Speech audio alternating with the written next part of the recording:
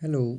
कोई भी अच्छी कंपनी देखने से पहले आपको उस कंपनी में 3 से 4 चीज़ें ही देखनी पड़ती है। वो मैं आपको बता देता हूँ अच्छी अच्छी। एक तो रहती है सबसे पहले कंपनी की इंट्रिंसिक वैल्यू। ठीक है, इंट्रिंसिक वैल्यू जैसे ये मैंने एक शेयर लिया है अभी के टाइम पे, क्यूपिड लिमिटेड। ठीक है, तो इस शेयर का करंट प्राइस अभी 219 रुपये दिखा रहा है। ठीक है, और इसकी इंट्रिंसिक वैल्यू 314 रुपये। इंट्रिंसिक वैल्यू होती है कोई भी शेयर की फेयर वैल्यू। फेयर वैल्यू जैसे आप समझ सकते हो कि कोई फ्रिज है, उसकी कीमत सर्दी के फेयर वैल्यू उसकी 10,000 रुपये है।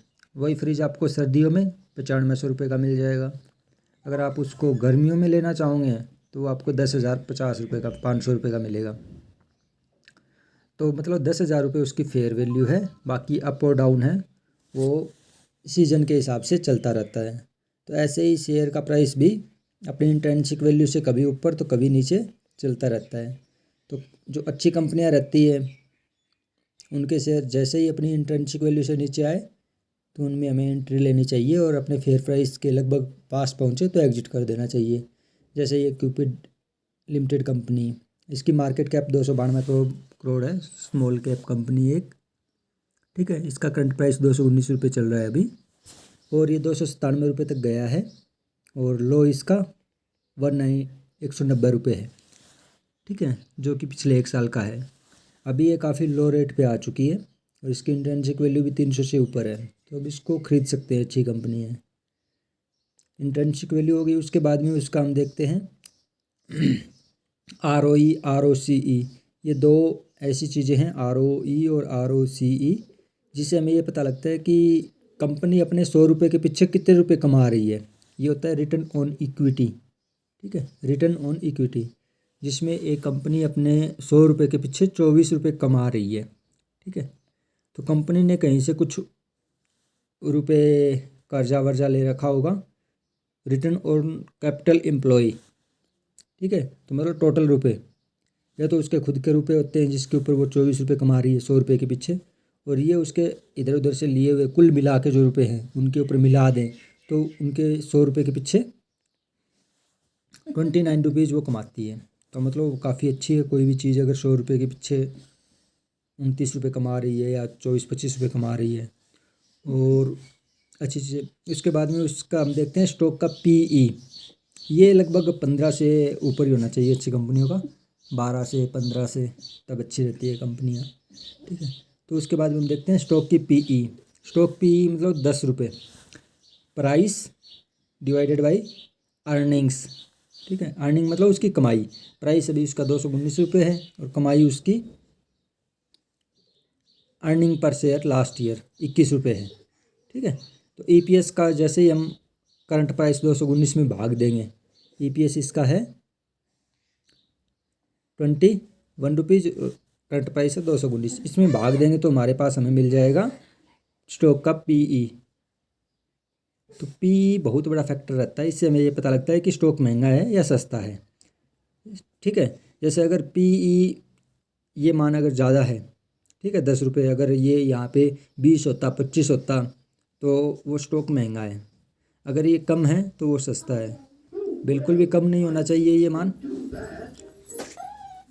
वो बहुत ज़्यादा भी नहीं होना चाहिए। ठीक है, तो इसका ये रहता है कि अच्छी स्टॉक्स वही रहते हैं जिनका PE 10 से 20 के बीच में ही हो। अगर उससे ज़्यादा हो रहा है तो महंगा है, अगर उससे कम हो रहा है तो वो स्टॉक इतना अच्छा नहीं है। ठीक है, कोई ना कोई रीज़न है, इसके कारण वो ज़्यादा सस्ता है। और ज़्यादा महंगा है, PE ज़्यादा है, तो इसका मतलब वो बहुत ज़्यादा महंगा हो रखा है, अभी इसको लेने वाला नहीं है। ठीक है, तो जैसे इसका डिविडेंड यील्ड भी अच्छा है, मतलब साल के 2% वो रिटर्न आपको ऐसे ही डिविडेंड के रूप में दे देगा, जो रुपये आपके डायरेक्ट अकाउंट में आएगा अगर आप उसके होल्ड करके रखते हो तो शेयर। ठीक है, ये रहती है फिर इंडस्ट्री PE यहाँ पे। ठीक है, इंडस्ट्री PE मतलब उस पूरे सेक्टर की एवरेज कमाई कितने रुपए है, मतलब 26 रुपये चल रही है उसकी, पूरे सेक्टर की PE 26 रुपये, और इस स्टॉक की कितनी चल रही है, 10 रुपये। ठीक है, तो हम इससे ये अंदाज़ा लगा सकते हैं, जैसे 10 दुकानें हैं, ठीक है, हर एक की कमाई अलग अलग है, किसी की 10 रुपये, किसी की 5, किसी की 20-25, तो हमने उनका एवरेज कर दिया। ठीक है, तो आइडिया मान सकते हैं मोटा मोटा कि वो आ गया चलो 26 रुपये, ठीक है, उनमें से एक की कमाई हो रही है 10 रुपये, ठीक है।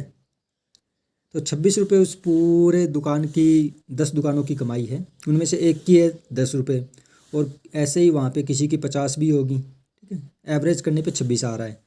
तो चांसेस यही है कि जो 50 रुपये कमाई कर रही है, हो सकता है फ्यूचर में उसकी कम हो जाए, लेकिन जो 10 रुपये कमाई कर रहा है तो उसके चांसेस है कि वो और बढ़े उसकी कमाई, ठीक है। तो इस हिसाब से ये पीई का इफेक्ट रहता है, अलग अलग कंपनियों पे अलग अलग रहता है इंडस्ट्री के हिसाब से। कई इंडस्ट्री ऐसी है जिनका पीई हमेशा बहुत ज़्यादा हाई रहता है, ठीक है। तो हम ऐसा नहीं कहेंगे कि पीई ज़्यादा होने से स्टॉक खराब ही होगा, तो ये कुछ ज़्यादा वो नहीं, मतलब इससे निष्कर्ष निकलता कि पीई के हिसाब से हम स्टॉक का आइडिया लगा पाएँ कि वो सस्ता है। मैं हाँ, इससे यही पता लगा सकते हैं कि स्टॉक का प्राइस है वो महंगा है या सस्ता है, ठीक है। तो मेन चीज़ें यही थी एक शेयर में कुछ अच्छा देखने के लिए। हाँ, तीसरा रहता है पीजी रेशियो लास्ट में, जो काफ़ी इंपॉर्टेंट है, मतलब प्राइस टू अर्निंग ग्रोथ, मतलब प्राइस के हिसाब से जैसे जैसे उसका प्राइस बढ़ रहा है शेयर का, उसके हिसाब से उसकी अर्निंग भी बढ़ रही है या नहीं बढ़ रही। अर्निंग मतलब कमाई पर शेयर के पीछे, तो वो लगभग सबसे बढ़िया बोलते हैं कि 1 के आसपास रहनी चाहिए, ठीक है। अगर 1 से ज़्यादा हो गई तो वो शेयर महंगा हो गया, मतलब उसका प्राइस है वो ज़्यादा हो गया। अगर 1 से सस्ती है तो मतलब वो काफ़ी अच्छी है। ये पीई रेशियो काफ़ी ऊपर भी रहता है, ठीक है। तो हमें इस पर भी थोड़ा ध्यान देना है कि ज़्यादा महंगा पीई वाला शेयर हमें नहीं लेना, क्योंकि उसमें फिर उसका प्राइस ज़्यादा रहता है, ठीक है। दूसरा हम देखते हैं टेक्निकल एनालिसिस पे। ये पीई रेशियो लगभग 1 के आसपास ही होना चाहिए, 2 से नीचे ही रखो, ये बिल्कुल डाउन भी नहीं होना चाहिए, जैसे 0.50 से नीचे या 0.30 से, ठीक है। जैसे इसका 0.79 है, काफ़ी अच्छा है इसका भी, ठीक है। ओवरऑल इसके अंदर ये हमें स्टॉक का वो दिया हुआ है चार्ट, चार्ट के अंदर मैंने लगा रखी है 50 दिन की मूविंग एवरेज और 200 दिन की मूविंग एवरेज, ठीक है। और हमने चलो इसका ये 5 साल का मैं आपको ग्राफ दिखा देता हूँ एक बार। तो ये शेयर यहाँ पे 300 से ऊपर का हाई मार के आया और फिर ये नीचे गया था, लेकिन कंपनी अच्छी थी तो इसलिए इसने रिबाउंड कर दिया, और देखो ये वापस अभी 200 से ऊपर चली गई है, ठीक है। और सबसे अच्छा तरीका ये रहता है कि जैसे अच्छी कंपनियां हो वो अपने 200 दिन की मूविंग एवरेज से नीचे चली जाए और उसके बाद में अप आए, तो उस टाइम पे हमें उसको एंट्री कर लेनी है और होल्ड करके रखना है 3 से 6 महीने। और जैसे ही हमें उसका अच्छा खासा प्रॉफिट मिले 30%, 40% या 50%, कई कई बार तो डबल भी हो जाता है, अपने हिसाब से स्टॉप लॉस लगा के होल्ड करते रहिए उसको, तो वो अच्छा रिटर्न दे जाता है। तो कंपनी के अंदर कोई भी ऐसी बुरी पॉइंट्स, मतलब अच्छी बातें ये हैं, कंपनी में कर्जा है नहीं, डिबेट की फ्री कंपनी है, 3 साल का रिटर्न इसका काफ़ी है, 30% दे रहा है पिछले 3 सालों से। ये डिविडेंड पे आउट 23% है इसका। डिबिटेड डेज मतलब उसका पैसों का रोटेशन कितने दिनों में हो रहा है, डिबिटेड डेज उन्हीं को बोलते हैं कि पहले 84 दिनों में माल दिया है उसका रुपया मिल रहा था, अभी उसका सुधार करके उन्होंने 62 दिनों में रुपये का वो हो रहा है ट्रांजैक्शन, काफ़ी अच्छी। इसके और भी कंपनियां हैं काफ़ी अच्छी अच्छी, लेकिन फ़िलहाल जो कंपनियां हैं वो काफ़ी महंगी हो रखी है, जैसे गुजरात गैस हो गई, कैंप सर्विस हो गई, देखो ये अपनी इंट्रिंसिक वैल्यू से काफ़ी ऊपर चली गई है। तो हाँ, ये भी अच्छी कंपनियां हैं, इनमें भी ग्रोथ होने के चांसेस हैं, लेकिन ज़्यादा चांसेस है वीसी के हैं जो आपको अच्छा रिटर्न देगी थोड़े टाइम के अंदर, ठीक है। उसके बाद में हम सेल्स देखते हैं। कंपनी कोई भी हो उसकी सेल्स हमेशा बढ़ती रहनी चाहिए या फिर ज़्यादा कम नहीं होनी चाहिए। अगर ज़्यादा ही कम हो रही है तो बैड इफेक्ट पड़ता है। जैसे इस कंपनी की सेल्स मार्च 20 में 42,000 तक थी, फिर जून में कम हो गई क्यों कोरोना का टाइम आया था, फिर ये वापस अपने रिदम में आई और अच्छी खासी सेल्स हो रही है, ठीक है। उसके बाद में हम देखते हैं नेट प्रॉफिट। नेट प्रॉफिट भी कंपनी का वो है कि कम नहीं होना चाहिए, तो इसका ठीक ठाक मेंटेन कर रहा है ये बीच के अंदर जून वाला महीना है तब डाउन आया था, उसके बाद में वापस ये उसी रिदम में आ गया है। इस बार भी ये लॉकडाउन लगा था तो डाउन आ गया है, ठीक है।